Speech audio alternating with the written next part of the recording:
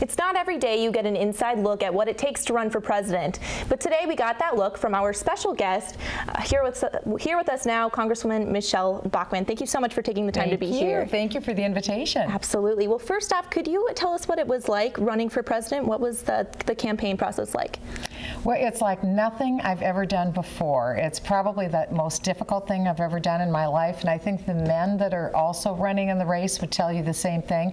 It takes absolutely everything out of you, intellectually, physically, in every possible way, but it is, without a doubt, the most rewarding experience. It forces a person to be better at almost everything that you do because there's very little margin of error. You can't make mistakes. You've got to be at the top of your game, and one thing that I think that is unusual now versus in previous elections is the fact that 24/7 we are on. There's not a time when we're not on.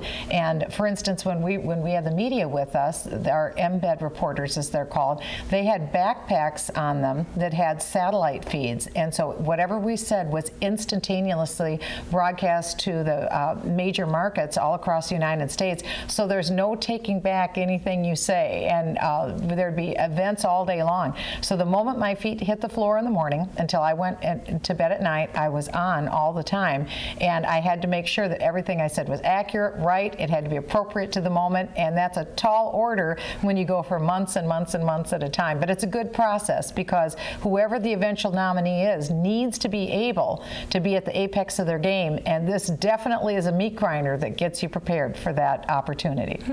Looking back, is there anything you would have done differently? Oh, sure. There's a lot of things that I think a person would do differently. It's very helpful to have gone through the process because it forces you to have to go and prepare and to be at that level of competitiveness.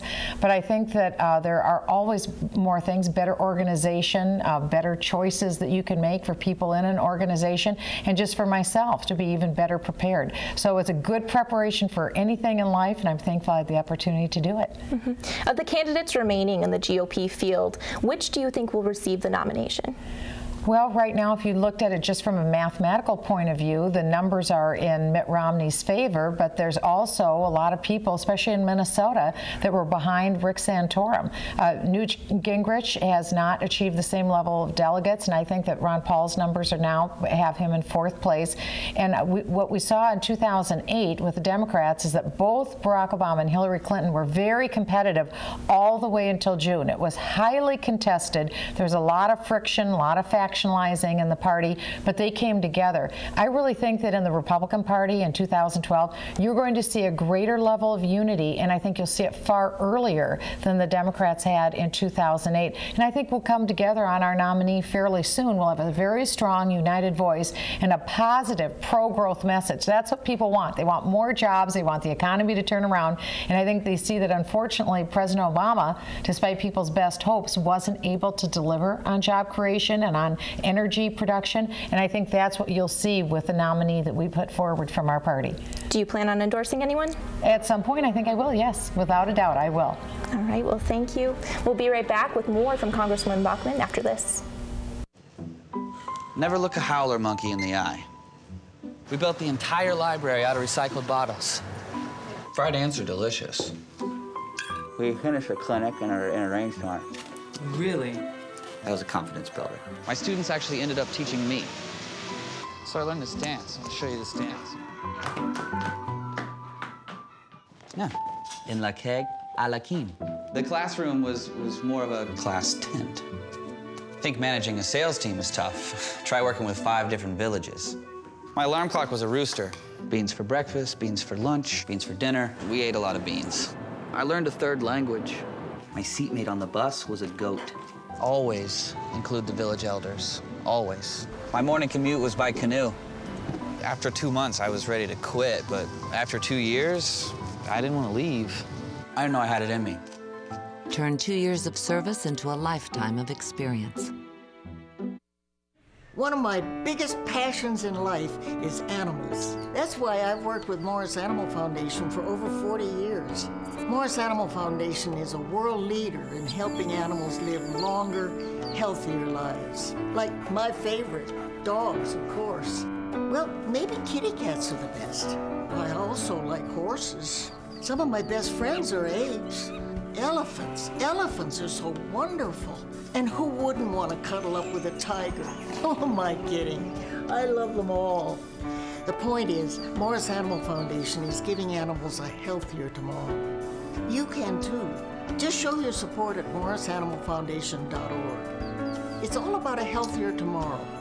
And at my age, I'm all about that. To help cats, dogs, horses, and wildlife live healthier lives, visit morrisanimalfoundation.org, where we are advancing science that will create a healthier tomorrow for animals.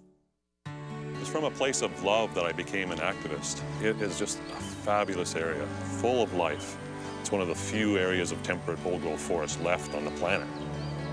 In the early 90s, it looked like all of the intact forest would be clear-cut logged, and it was very devastating to think of that possibility.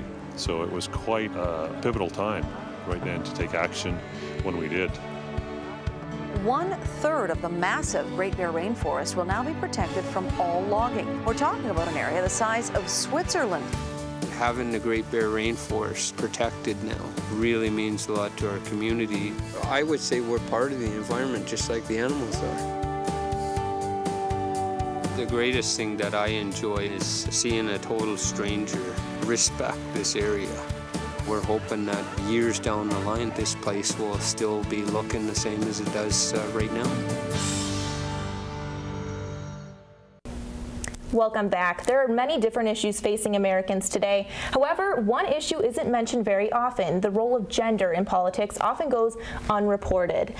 Here with me again is Congresswoman Michele Bachmann. Could you describe to me what it's like being a woman in today's political world? Well, I've been a member of Congress now for 6 years, so I've been on the national stage for 6 years in that role, and it has been a thrill and a delight to be able to represent this district. When I was running for president, however, there are differences. For me, for instance, as a woman, I can't just roll out of bed and in 15 minutes be on camera and be ready to go.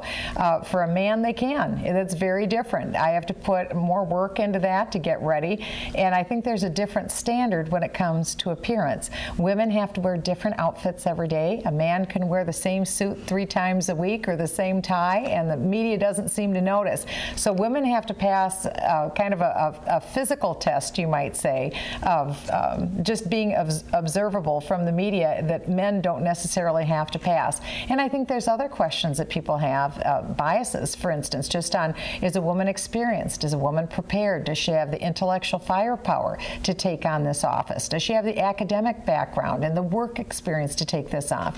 And so I think that people will say that there's a double standard for women, but I think it's just important that we get out there and we make our case. Specifically, talking about the presidential run, do you feel that you were treated any differently than your male counterparts? Well, I think that's a question that will be answered over the months to come as the presidential is reviewed. It's still in its infancy stage. There's still a lot more months, a lot more miles to go on the campaign trail. But I think that we don't have a lot of examples to look at. I ran for president in 2012. In 2008, it was Hillary Clinton running on the Democrat side. And so in some in some ways, you may say that we're functioning as a stepping stone for other women who are yet to come behind us. And I'm very happy to be a part of this process yet today, but I want to encourage women. This is a wonderful process. It's a tough process. It's not easy. Don't expect breaks just because you're a woman, but you need to be prepared. It's very high profile, but it's also rewarding, and I encourage women to get involved in the process. Do you think that you'll see a female president in your lifetime? Oh, without a doubt. I have no doubt, and I encourage women to get involved. Yeah. Well, right after this, stick around. We'll have more with the Congresswoman after this.